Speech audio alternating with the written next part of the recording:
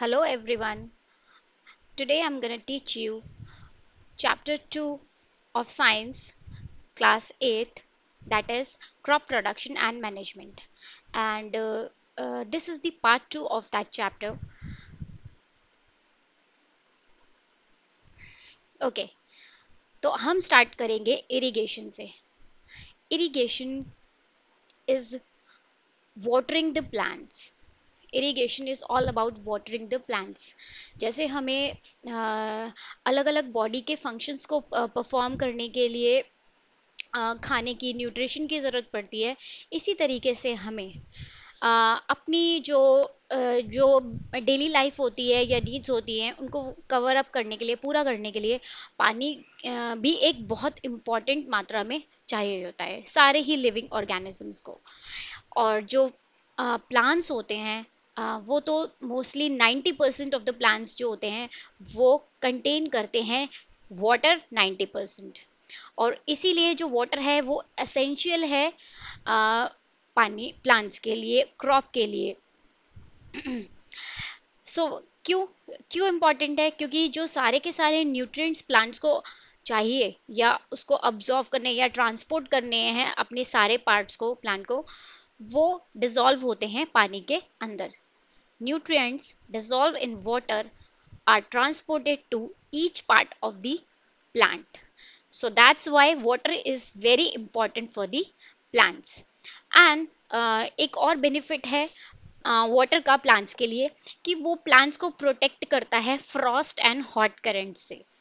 Frost and hot currents, that is बहुत ज़्यादा ठंड है अगर मतलब ओस पड़ रही है या बहुत ज़्यादा कोल्ड वेदर है और या बहुत ज़्यादा हॉट एयर करंट्स है या लू चल रही है, उस टाइम पे जो वाटर है प्लांट्स को सेव करता है, प्रोटेक्ट करता है.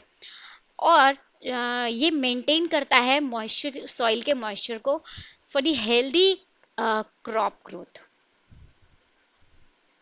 इसीलिए जो हमारे जो फील्ड्स होते हैं, फार्मिंग लैंड होता है जहाँ पर हम क्रॉप को उगा रहे हैं, वहाँ पर रेगुलरली इंटरवल पे पानी देना बहुत ज़रूरी होता है.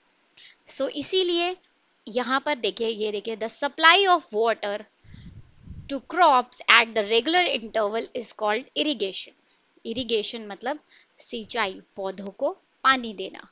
ये इसके बारे में हमने ये इसकी डेफिनेशन से भी जान लिया. ये नहीं है कि हमने पानी दिया है पौधों को तो ये हम किसी भी टाइम पे कर रहे हैं, नहीं. एक टाइम होती है कितनी बार पानी देना है, किस टाइम पानी देना है, ये सब वेरी करता है क्रॉप टू क्रॉप पर. जैसे हमने पहले भी पढ़ा कि जो खरीफ क्रॉप होती है वो रेनी सीजन में उगाई जाती है. तो दैट मीन्स जो पैडी पैडी जो खरीफ क्रॉप है जिसे रेनी सीजन में उगाया जाता है, तो उसको ज़्यादा पानी चाहिए, इसलिए उसको हमें ज़्यादा फ्रीक्वेंटली एक दिन में पानी उस क्रॉप को देना पड़ेगा. ऑन दी अदर हैंड अगर हम कोई रबी की क्रॉप लगा रहे हैं जैसे वीट, तो हमें उसे पानी कंपैरेटिवली कम देना पड़ेगा, कम बार देना पड़ेगा. सो इसीलिए फ्रीक्वेंसी और टाइम जो है पानी देने का, सिंचाई करने का, वो भी बहुत ज़्यादा मैटर करता है for the healthy growth of the plant. उसी की तरीके से हम देखिए, अब देखते हैं सोर्सेस ऑफ इरिगेशन. क्या सोर्सेस ऑफ इरिगेशन जो हैं वो यूज़ किए जाते हैं? ट्रेडिशनल मेथड्स हैं कुछ, कुछ जो हैं वो मॉडर्न टेक्निक्स हैं. और हम अब इसके बारे में पढ़ेंगे तो हम ये भी जानेंगे कि which one is best. Okay, तो देखिए, जो ट्रेडिशनल मेथड्स हैं उसमें ज़्यादातर जो पानी है वो वाटर जो प्लांट्स को किया जाता था वो किया जाता था वेल्स के थ्रू, ट्यूबवेल्स के थ्रू, पॉन्ड्स के, लेक, मतलब नेचुरल जो रिसोर्सेज होते हैं उन्हीं के थ्रू जो है वो प्लांट्स को पानी देने का जो यूज़ है वो किया जाता था. देखिए, ट्रेडिशनल मेथड्स थे, ये जो पुराने तरीके थे, उसमें कुछ मेथड्स के बारे में हम यहाँ पर बात करेंगे. वो हमें बुक में दिया हुआ है. जैसे एक जो सिस्टम होता था उसमें इसमें, और देखिए ट्रेडिशनल मेथड्स जो उनकी एक मेन बात और है कि उसमें ह्यूमन लेबर, कैटल और कैटल जैसे एनिमल्स वगैरह, बुल, इन सब चीज़ों को भी बहुत ज़्यादा यूज़ किया जाता था. टाइम कंज्यूमिंग भी होता था क्योंकि ह्यूमंस पे डिपेंडेंट है. ये मेथड्स जो थे वो चीपर तो थे but they were less efficient, क्योंकि हम एक बहुत लार्ज एरिया में अगर पानी सिंचाई कर रहे हैं, इरिगेशन कर रहे हैं, तो हमें बहुत ज़्यादा ह्यूमन लेबर की, एनिमल लेबर की ज़रूरत पड़ती थी। सबसे पहले इसमें जो फर्स्ट टेक्निक हमें बताई गई है वो है मोट पुली सिस्टम। मोट पुली सिस्टम दैट, देखिए यहाँ पर इसको हम पिक्चर में भी देखेंगे मोट एंड पुली सिस्टम को। अ, ये देखिए यहाँ पर, ये इस यहाँ पर एक पुली लगा हुआ है, ये दिस इज अ वेल, ये एक कुआं है। यहाँ पे एक फार्मर जो है वो कुएं से पानी को, पुली जो है इससे कनेक्टेड है, इसमें बांधकर पानी को, इसको अंदर डालेगा, पानी निकालेगा कुएं से, विड्रॉ करेगा पानी, उसके बाद वो खेतों में उस पानी को डालेगा। So this is very time consuming and it is less efficient also. Next is chain pump. This is chain pump. अब चेन पंप में क्या, फिर again we are using a wheel जो पंप से कनेक्टेड है एंड उससे पानी withdraw किया जा रहा है। इसमें ज़्यादातर जो कॉमनली पंप यूज़ होते थे, पंप्स यूज़ होते थे वाटर को लिफ्ट करने के लिए। यहाँ पे दिए हुए हैं देखिए, डीजल के, बायोगैस, इलेक्ट्रिसिटी और सोलर एनर्जी के जो पंप्स होते थे उनको पानी निकालने के लिए यूज़ किया जाता था। ओके एंड देखिए इसमें भी ये this is also less efficient, क्योंकि देखिए यहाँ पर पानी एक तो यूनिफॉर्मली जो सारा लैंड है इवनली उसमें पानी स्प्रेड नहीं हो पाता था इस मेथड से। Another one is dhekli. ढेकली, इसमें भी देखिए वेल से पानी को विड्रॉ किया जा रहा है। यहाँ बकेट लगा हुआ है, ये बकेट से पानी निकाला जाएगा, बार बार ह्यूमन लेबर यूज़ हो रहा है। फिर ये जो पानी है वो इस जो कैनाल्स छोटी छोटी जो ये यहाँ पर बना रखी हैं उसके थ्रू पानी जो होता है वो यहाँ पर पूरे लैंड में दिया जाएगा। सो आप देख सकते हैं this is not very convenient और efficient also. The last one is rahat. यहाँ पर देखिए इस वाले सिस्टम में भी क्या है, यहाँ पे छोटी छोटी बकेट्स जो हैं उनको व्हील सिस्टम से कनेक्ट किया गया है। यहाँ से पहले, सबसे पहले जो है ये बुल है, ये जो एनिमल लेबर है उसको यूज़ किया जा रहा है। बुल जो है वो सर्कुलर मोशन में मूव करेगा, यहाँ से पानी विड्रॉ होगा नीचे से, उसके बाद ये बकेट्स जो होती है वो फिल कर करके सारे लैंड्स को जो है वो पानी पहुँचाएगी। So this is also not very convenient and efficient also. Now the next one is modern methods of irrigation. Modern methods of irrigation जो हम यूज़ कर रहे हैं या कर रहे थे, या जो जिसके बारे में हम बात करेंगे वो होते हैं ये मॉडर्न मेथड ऑफ इरिगेशन में। सबसे पहले हम बात करेंगे स्प्रिंकलर सिस्टम के बारे में। स्प्रिंकलर सिस्टम के बारे में, स्प्रिंकलर सिस्टम जो होता है वो किस तरीके से वर्क करता है मैं आपको यहाँ पे बताती हूँ। जो स्प्रिंकलर सिस्टम आप लोगों ने मोस्टली आप लोग सब कभी ना कभी पार्क वगैरह गए होंगे, जो हमारी सोसाइटीज़ में या हमारे लोकल एरियाज़ में जो पार्क होते हैं वहाँ पर भी इस तरीके के स्प्रिंकलर लगे होते हैं, जिसमें ये देखिए यहाँ पे ऐसे करके ये पाइप लगा हुआ है, नीचे वो मोटर से कनेक्टेड होता है, यहाँ पर नोजल लगा होता है एक, जो सर्कुलर मोशन में रोटेट करता रहता है, और जो पानी है वो बारिश की जो बूंदें होती है उसकी तरह आसपास के लैंड पे स्प्रिंकल होता रहता है। तो एक मेथड तो ये स्प्रिंकलर सिस्टम में इस तरीके का यूज होता है। मैंने आपको एग्जांपल दिया जो पार्क में स्प्रिंकलर लगे होते हैं। जो हम लैंड पे स्प्रिंकलर सिस्टम को यूज करते हैं वो ज्यादातर जो अनइवन लैंड होते हैं ना, जो ऊंचे नीचे लैंड होते हैं, इवनली मतलब जो लैंड होते हैं वो उसमें कम यूज होते हैं, अनइवन लैंड पे हम इसको ज्यादा यूज कर सकते हैं। और जहाँ पर सफिशिएंट वाटर भी अवेलेबल नहीं है, ज्यादा मतलब ज्यादा क्वांटिटी में वाटर अवेलेबल नहीं है, इसमें क्या होता है ये देखिए जो पाइप्स हैं, पहले जो पाइप्स हैं उसको, पाइप्स को ऐसे सीधे सीधे बिछा देते हैं। उसके बाद जो पाइप्स हैं, एक पाइप ऐसे इस तरीके से परपेंडिकुलरली कनेक्ट कर दिया जाता है, यहाँ से देखिए ये और ये, उसके ऊपर यहाँ पर नोजल लगी हुई है, यहाँ पर यही जो नोजल है वो इलेक्ट्रिसिटी या पंप्स के थ्रू जो होती है इनको चलाया जाता है। ये सर्कुलर मोशन में मूव करती रहती है, रोटेट करती रहती है, और उसके बाद जो पानी है वो रेन वाटर की या ड्रॉप्स की तरह स्प्रिंकलर होता रहता है। ठीक है, ये ज़्यादा जो स्प्रिंकलर सिस्टम होते हैं वो कहाँ पर यूज़फुल होते हैं, देखिए लॉन्स में, कॉफ़ी प्लांटेशन में, एंड जो अनइवन लैंड वाली जो क्रॉप्स होती है वहाँ पर। Next one is drip system. अब ड्रिप सिस्टम में हम बात करेंगे तो this one is the best system for irrigation. अब ये बेस्ट क्यों है, इसमें हम जानते हैं कि ये बेस्ट क्यों है। सबसे पहले जो ये सिस्टम होता है इसमें जो वाटर जो होता है वो ड्रॉप बाय ड्रॉप जो होता है वो फॉल करता है रूट्स के ऊपर।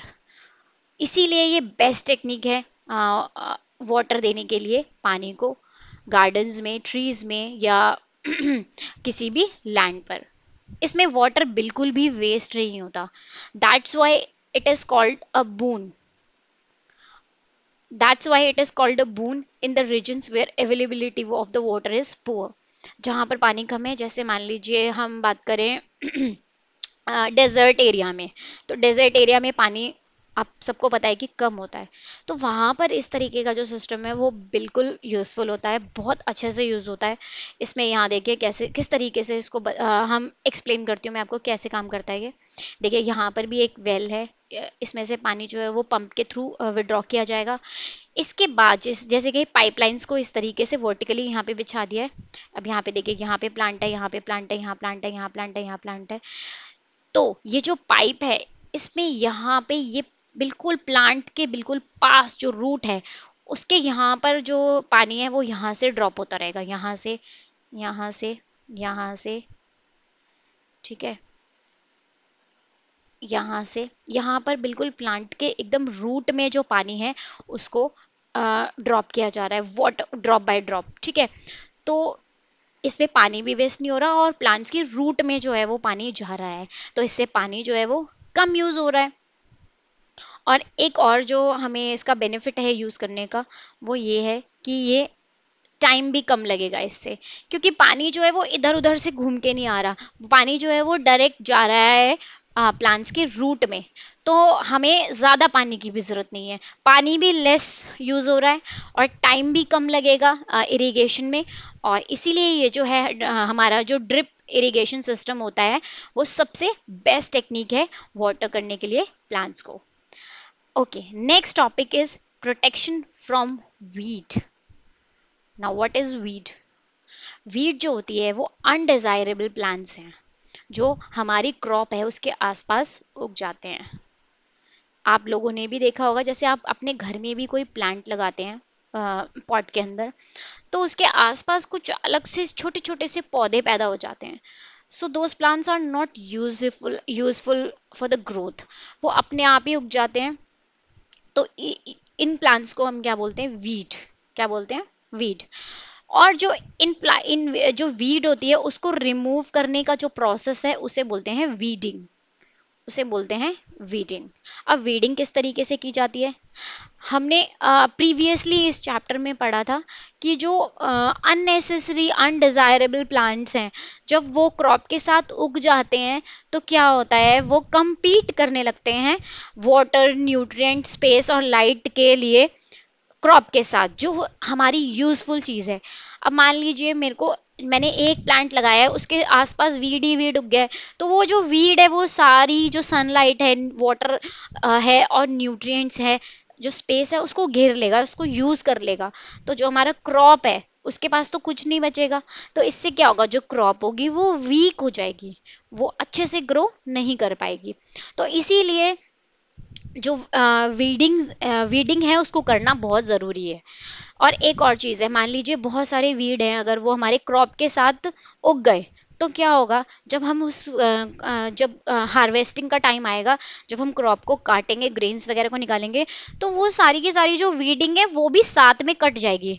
और जब हम उसको यूज़ करेंगे तो वो कभी कभी जो वीड्स होती हैं वो पॉइजनस भी होती हैं एनिमल और ह्यूमन बींग्स के लिए, तो वो हम उसको भी कंज्यूम करेंगे, वो भी हमारे लिए बहुत ज़्यादा हार्मफुल हो सकता है।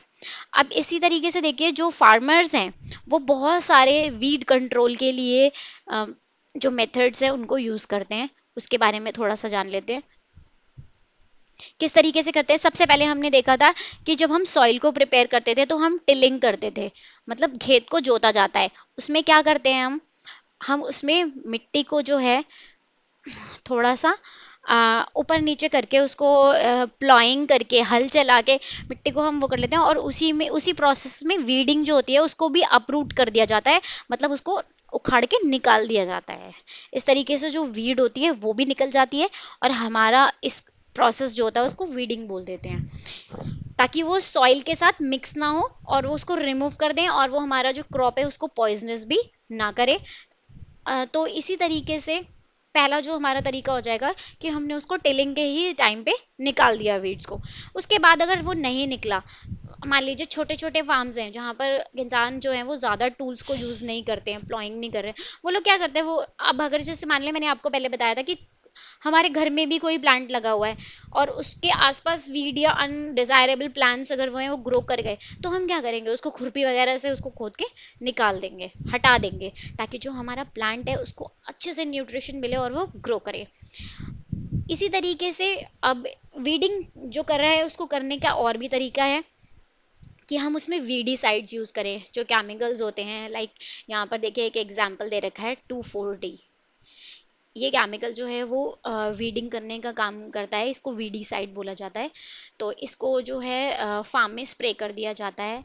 ये क्रॉप को डैमेज नहीं करते हैं, even they are chemicals but they do not harm the और they do not damage the crop. तो इस तरीके के जो वीडीसाइड्स होते हैं उनको पानी के अंदर डाइल्यूट करके रिक्वायर क्वांटिटी में हमारा जो फील्ड होता है उसके ऊपर स्प्रे कर दिया जाता है। स्प्रे कर दिया जाता है उसके बाद में आप देखिए स्प्रे करने के भी कुछ जो रूल्स हैं, कुछ प्रिकॉशंस होते हैं, हमें स्प्रे करते टाइम लेने चाहिए, even because they are chemicals, तो वो हार्मफुल हो सकते हैं ह्यूमन के लिए। तो उनको हमें क्या करना पड़ेगा अ, जैसे हमने क्रॉप लगा दिया, तो जब वीड्स ग्रो कर गई तो हम उसी टाइम पे उसको क्या करेंगे, ताकि वो सीड्स फॉर्मेशन ना हो उसके अंदर, वो और ज़्यादा ग्रो ना करें, जो वीडी साइड्स होते हैं उनको स्प्रे कर देते हैं फार्मर्स। और स्प्रे करते हुए हमें यहाँ पे देखिए कुछ चीज़ों का ध्यान रखना होता है, क्योंकि यहाँ पे मास्क पहनना है, अपने हैंड्स में ग्लव्स पहनने हैं, और मतलब दूर से उनको जो फील्ड है उसमें क्रॉप के ऊपर स्प्रे कर देना है, काफ़ी प्रिकॉशंस के साथ, ताकि अपना जो फेस है कवर कर रहा है उसको केमिकल्स को, ताकि हम इनहेल ना करें, because they are harmful for us. So that's it for the irrigation part. Now this is harvesting. अब हार्वेस्टिंग क्या है? हार्वेस्टिंग जो होती है वो होती है the cutting of crop after it's mature, after it is mature, it's called harvesting. अब देखिए सबसे पहला स्टेप था, हमने सॉइल को प्रिपेयर कर लिया, उसके बाद हमने सॉइंग कर दिया, मतलब पौधे लगा दिए, सीडलिंग्स लगा दिए, उसके बाद हमने अपनी जो इरिगेशन है वो करी, पानी दिया, सिंचाई करी, उसके बाद हमने वीड्स को रिमूव कर दिया, ताकि जो क्रॉप है उसको कोई भी नुकसान ना हो। उसके बाद हमने क्या किया, हार्वेस्टिंग की। जब हमारी अच्छी जो फसल है वो पैदा हो गई, ग्रो कर गई, बहुत अच्छा यील्ड हो गया, हमने अब उसको हार्वेस्ट करना है। हार्वेस्ट करना है मतलब उसको काट लेना है, उसको काट लेना है cutting of the crop. The cutting of the crop जो है उसको हम हार्वेस्टिंग बोल रहे हैं सिंपल वर्ड्स में। इसी तरीके से अब हम हार्वेस्टिंग किस तरीके से कर रहे हैं, इसीलिए हम यहाँ पर जानते हैं कि हार्वेस्टिंग को करने के क्या क्या तरीके हम यहाँ पर यूज़ करते थे इन द ट्रेडिशनल टाइम और मॉडर्न टाइम्स। सबसे पहले देखिए, जब पहले हमारे पास मशीन्स नहीं होती थी, तब ये सिकल, दराती, खुरपी, ये सिकल वगैरह जो होते हैं इनसे जो है क्रॉप को काट लिया जाता था। बट उसके बाद हमने धीरे धीरे मशीन्स डेवलप कर ली। तो इसमें जो मशीन्स होती हैं उनको हार्वेस्टर बोलते हैं, मशीन्स को हम बोलते हैं हार्वेस्टर। हार्वेस्टर देखिए इन दी अब देखिए जो हार्वेस्टेड क्रॉप होती है, जैसे मान लीजिए मैंने क्रॉप कट कर ली, यहाँ से सारी कट कर ली, तो उसमें क्या होता है, आप मान लीजिए आपने गेहूं देखा होगा, जो गेहूं बिल्कुल कटाई की जाती है उसके बाद आप देखोगे कि जो गेहूं होती है उसके ऊपर एक ब्राउन से कलर का छिलका सा होता है, उसको भूसा भी बोलते हैं।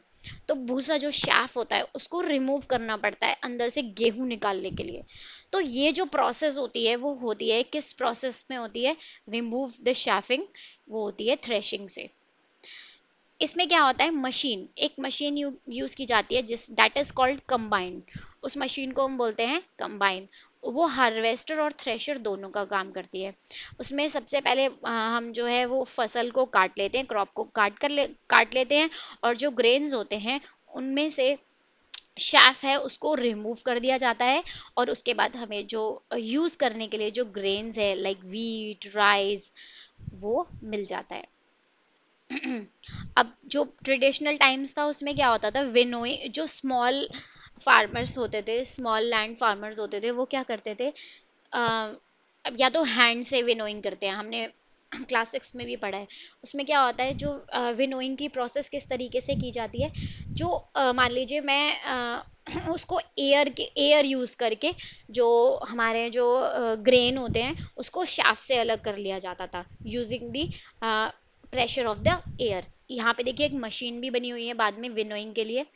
इसमें एयर का प्रेशर यूज़ किया जाता है ताकि जो हमारा शैफ होता है ना, छिलका होता है, भूसा होता है, वो ग्रेन से लाइटर होता है। तो जब उसको उसके ऊपर एक मतलब प्रेशर से एयर को फेंका जाता है तो जो गेहूं होता है वो हेवियर होता है, वो नीचे चला जाता है, और वो जो शैफ होता है वो उड़ के बाहर चला जाता है। तो ये जो मशीन होती है उसे विनोइंग मशीन बोलते हैं। और इंडिया में बहुत सारे हार्वेस्टेड फेस्टिवल भी मनाए जाते हैं, जैसे कि बैसाखी, पोंगल, होली, दिवाली। इन सब जो फेस्टिवल्स अलग अलग पार्ट्स में अलग अलग फेस्टिवल सेलिब्रेट किए जाते हैं, ताकि जो उन्होंने जो फार्मर्स हैं उन्होंने इतनी मेहनत की है लैंड को कल्टीवेट करने में, क्रॉप को उगाने में, तो वो थोड़ा सा टाइम रिलैक्स कर सकें, जो उन्होंने क्रॉप उगाई है उसको एंजॉय कर सकें। और इस तरीके से वो थोड़े छोटे छोटे जो फेस्टिवल्स होते हैं उनको मनाते हैं as a harvested season. Okay, now let's talk about storage. हमने हार्वेस्ट कर लिया, फसल काट ली, तो अब हमें हमारी जो यील्ड है, जो हमारा क्रॉप है, जो हमारे ग्रेन्स है, उसको हमें स्टोर करना है अच्छे से। हमने चैप्टर के नाम में ही देखा crop production and it's management, कि किस तरीके से हमने जो क्रॉप तो कट कर ली, बट अब हमें क्या करना है, हमें उसको स्टोर करके रखना है सेफली। जैसे आप फॉर एग्जाम्पल आपने आपके घर में आपने कोई पल्सेस या दाल या कोई भी चीज़ खरीदी, या कोई सब्जी ही आप अपने घर पे लेके आए हो, बट अगर आपने उसको अच्छे से धो के साफ करके काट करके नहीं रखा, या उसको अच्छे से एयर टाइट बॉक्स में नहीं रखा पैक करके, या फ्रिज में नहीं रखा, तो वो क्या होगा, धीरे धीरे वो खराब हो जाएगा, उसमें इंसेक्ट्स लग जाएंगे। तो उसमें या कुछ छोटे छोटे माइक्रोब्स पैदा हो जाते हैं, बैक्टीरियाज लग जाते हैं, फंगस लग जाता है। तो इससे हमें बचाना है। जैसे ग्रेन्स वगैरह होते हैं, गेहूं चावल, अगर आप उसको ऐसे बोरी में ही रख के छोड़ दोगे तो वो क्या होगा, उसको चूहे खाने लग जाएंगे, तो वो खराब हो जाएगा। इसीलिए हमें हमारे लिए स्टोरेज का भी एक बहुत ज़्यादा इम्पोर्टेंट रोल है। अब इसमें क्या होता है, हार्वेस्टिंग हो गई हमारी, हमने फसल काट ली, तो जो हार्वेस्टेड ग्रेन्स जो होते हैं उसमें से मॉइस्चर हटाया जाता है। सबसे पहले मॉइस्चर कैसे हटाया जाता है, उसे सन ड्राई किया जाएगा, या सन ड्राई कर लेंगे। उसके बाद जो ग्रेन्स होंगे उसको ड्राई करने के बाद स्टोर करेंगे। ड्राई करना क्यों ज़रूरी है, क्योंकि अगर उसके अंदर मॉइस्चर होगा ग्रेन के अंदर, तो वो जो छोटे छोटे जो ऑर्गेनिजम्स होते हैं, जो उनके यूज़ को अनफिट बनाएंगे, वो उसमें पैदा हो जाएंगे। तो इसीलिए हमें पहले उनको ड्राई करना है ग्रेन्स को, और उसके बाद उनको स्टोर करना है। तो ग्रेन्स को स्टोर करने के लिए सबसे एक अच्छा तरीका है, पहले उसे सन ड्राई किया जाए, उसमें से मॉइस्चर हटाया जाए, उसके बाद उसको स्टोर किया जाए। सो इससे क्या होता है, हमारा जो ये फंगस, इंसेक्ट, पेस्ट वगैरह होते हैं, इनसे जो हमारा क्रॉप है या ग्रेन्स है वो बच जाते हैं। अब मान लीजिए हमारे तो घर में हम बात करें, अगर हम अपने स्मॉल हाउस होल्ड में बात करें, तो हमारे पास छोटे छोटे बॉक्सेस होते हैं, 10 kg, 15 kg, 20 kg, 25 kg, 50 kg, तो हम इतना अपने घर में स्टोर कर लेते हैं। बट जब हमारे पास इतने बड़े बड़े फार्म्स में से मिलियंस ऑफ पीपल के लिए, बिलियंस ऑफ पीपल के लिए अगर हम क्रॉप प्रोड्यूस कर रहे हैं, तो हमें बड़े बड़े स्टोरेज चाहिए होते हैं उस टाइम पे, उस ग्रेन्स को स्टोर करने के लिए, या अपना जो प्रोडक्शन है उसको स्टोर करने के लिए। तो यहाँ पर देखिए सिलोज जो होते हैं वो यूज़ होते हैं बड़ी क्वांटिटी में स्टोरेज करने के लिए। इस तरीके से बने होते हैं, देखिए यहाँ पर ये रहे बड़े बड़े कंटेनर्स हैं, इनके अंदर एयर ड्राई या सन ड्राइड जो ग्रेन्स होते हैं उनको स्टोर करके रखा जाता है। मॉइस्चर से बचाया जाता है। इसके बाद और कुछ जो और तरीके होते हैं वो होते हैं, उन्हें हम बोलते हैं granaries. These are called granaries. Granaries में क्या होते हैं, ये भी बड़े बड़े प्लेसेस होते हैं, उसमें क्या करते हैं, जो हमारे वीट या जो भी ग्रेन्स होते हैं, चावल, गेहूँ, ये सब जो होते हैं उनको बोरियों के अंदर, गनी बैग्स के अंदर भर देते हैं। जूट के जो बैग होते हैं उनके अंदर भर के, उसके बाद उनको अच्छे से बंद करके उसके उसके अंदर वहाँ पर केमिकल्स वगैरह होते हैं, जैसे कि जो उनको प्रोटेक्ट करते हैं किससे, माइक्रो ऑर्गेनिजम्स के अटैक से। वो सब जो होते हैं उनको डाल के वहाँ पर पेस्ट कंट्रोल करके वहाँ पर उनको रखा जाता है ताकि वो सेफ रहें। क्यों? क्योंकि लार्ज स्केल में अगर स्टोरेज हमने किया है और अगर हमने उसको पेस्ट या चूहों या इंसेक्ट से नहीं बचाया, रैट्स वगैरह से नहीं बचाया, तो बहुत क्वांटिटी में जो क्रॉप जो होगी हमारी, जो ग्रेन्स होंगी वो खराब हो जाएंगी। और इस तरीके से हमारे जो कंट्री है या उसमें खाने की कमी या फूड का जो कमी है वो हो सकती है। सो इसीलिए हम यहाँ पर यूज कर रहे हैं बड़े स्टोरेज के लिए सीलोज एंड ग्रैनरीज। ओके, अब जैसे हम अपने घर में स्टोर करते हैं तो हम नीम लीव्स होती हैं, ड्राइड नीम लीव्स होती हैं, उनको डाल देते हैं कंटेनर्स के अंदर, ताकि जो नीम लीव्स जो होती हैं वो एक नेचुरल पेस्ट कंट्रोल का काम करती हैं। बट इसी तरीके से लार्ज क्वांटिटीज़ में जब स्टोर किया जाता है तो वहाँ पर स्पेसिफिक केमिकल्स जो होते हैं उनको यूज़ किया जाता है ग्रेन्स को प्रोटेक्ट करने के लिए against paste and micro organisms like rat and all. Okay, now the last one in this chapter is food from animals. जैसे हमने प्लांट से या क्रॉप प्रोडक्ट्स प्रोड्यूस करके बहुत सारी चीज़ें हमने खाने के लिए प्रोड्यूस की हैं, इसी तरीके से हम एनिमल्स को भी यूज़ करते हैं फॉर आर न्यूट्रिशन वैल्यू को पूरा करने के लिए। तो इसमें क्या होता है, इसमें जो एनिमल्स होते हैं उनको रियर किया जाता है, मतलब रखा जाता है उनको अपनी देखरेख में, अपने घरों में या फार्म्स के अंदर। जैसे हमने सभी ने देखा होगा हमारे, अब तो यहाँ तो मतलब सिटीज़ में तो नहीं होता, बट विलेजेस में होता है। जो लोग होते हैं अपने, उनके घर में काउज होती हैं, बफलोज होती हैं, और वो चिकन्स वगैरह होते हैं, गोट वगैरह पालते हैं, शीप पालते हैं। तो उसको उनको रखा जाता है अपनी देखरेख में, और उनको प्रॉपर फूड दिया जाता है।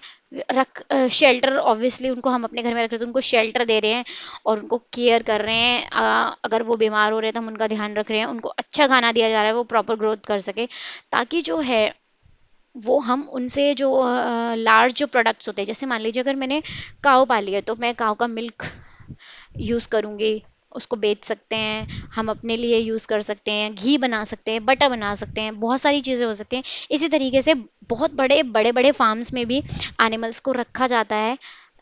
जैसे मान लीजिए पोल्ट्री फार्म्स आपने सुने होंगे, जहाँ पर चिकन्स को, हेंस को रखा जाता है, ताकि वहाँ से पोल्ट्री फार्म्स के जो प्रोडक्ट्स होते हैं लाइक मीट, एग्स, इस तरीके की चीज़ें जो होती हैं वो प्रोड्यूस की जा सके, जो कि हमारा जो न्यूट्रिशन लेवल है उसको बढ़ा सके, और हमारा जो खाने के जो ऑप्शंस हैं, फूड के जो ऑप्शंस हैं उसको भी बढ़ा सके। जैसे हमने देखा है कि कई लोग फ़िश खाते हैं, और जो एक कॉड लिवर ऑयल होता है जो फ़िश से पाया जाता है, जो विटामिन डी में बहुत ज़्यादा रिच होता है, तो वो एक जो प्रोडक्ट है वो भी हमें हमें फ़िश के थ्रू मिल रहा है। सो तो हम फिश को भी खा सकते हैं, कॉड लिवर ऑयल भी उससे प्रोड्यूस कर सकते हैं। हम काऊ पाल रहे हैं तो हम मिल्क प्रोड्यूस कर रहे हैं, घी बना सकते हैं। सो इसी तरीके से, इन सिंपल वर्ड्स, अगर हम एनिमल्स को रियर कर रहे हैं, पाल रहे हैं, उनको देख रहे हैं, उनका ध्यान रख रहे हैं, उनको प्रॉपर फूड शेल्टर दे रहे हैं, तो इस जो प्रोसेस है उसको हम बोलते हैं animal husbandry. This is called animal husbandry. So this is the end of the chapter. I I hope you have liked my explanation. So thank you so much.